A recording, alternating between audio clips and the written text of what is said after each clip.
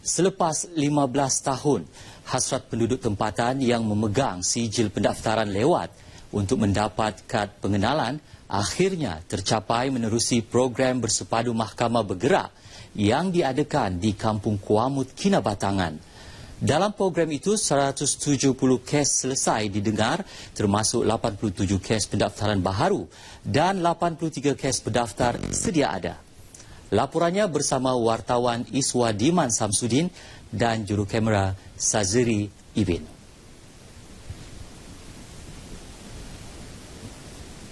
Menerusi program berpusat yang diadakan di Kampung Kuamut di Kinabatangan ini, para penduduk di sekitarnya boleh membuat baharu dan pendaftaran lewat untuk membolehkan mereka mendapatkan sijil kelahiran dan memohon untuk mendapatkan kad pengenalan. Kampung Kuamut yang mempunyai kira-kira 500 penduduk ini merupakan antara puluhan kampung yang terpencil di Sabah. Kehidupan mereka hanyalah sebagai petani dan nelayan. Pekan terdekat ialah Bukit Garam Sandakan yang mengambil masa 7 hingga 8 jam menggunakan jalan darat atau 3 hingga 7 jam menggunakan sungai bergantung kepada paras air sungai. Kami sangat bersyukur, terima kasih kepada pihak kerajaan, terutama sekali dari Mahkamah Bergerak, kepada Wakil Rakyat, Adun 47 dan juga Parlimen, Datuk Bung Mukhtar dan Datuk Mas Yung Bana, kerana berjaya menganjurkan operasi ini. Terima kasih kepada agensi yang terlibat, utamanya Mahkamah Bergerak ini yang datang pada hari ini bersama dengan Jabatan Pendaftaran Negara yang memberilah kewarganegaraan kepada mereka yang tercecir dahulu. Antara kampung terdekat di Mukim Kuamut ini ialah Kampung Tangkuyan, Kampung Tulang-Tulang, Kampung Desa Permai dan Kampung Tangkong. Selepas program pertama pada tahun 2000 lalu, pasukan ini kembali ke sini bersama 11 pegawai kehakiman yang diketuai sendiri oleh Hakim Besar Sabah dan Sarawak, Tan Sri Richard Malanjum. Banyak penduduk kampung, bila ada yang bersalin tu kan, tidak daftar kelahiran budak tu.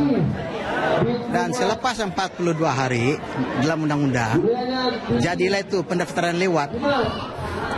Sesudah dapat pendaftaran lewat, itu dokumen itu tidak sah sebelum mahkamah mengendoskan. Dengan apa adanya Mahkamah Bergerak ini, maka banyaklah rakyat di Kinabatangan, khususnya di Kuamut, di Balat dan di Keramuak, di Tangkuyan, di Tulang-Tulang, yang selama ini pada tahun 2000 sebetulnya saya bawa jabatan pendaftaran untuk mendaftar mereka-mereka yang tidak ada surat beranak, dan selepas 15 tahun baru hari inilah dapat disahkan oleh mahkamah. Di pihak kerajaan negeri kita juga ingin membantu supaya kerajaan negeri memperuntukkan satu tabung khas untuk program seumpama ini.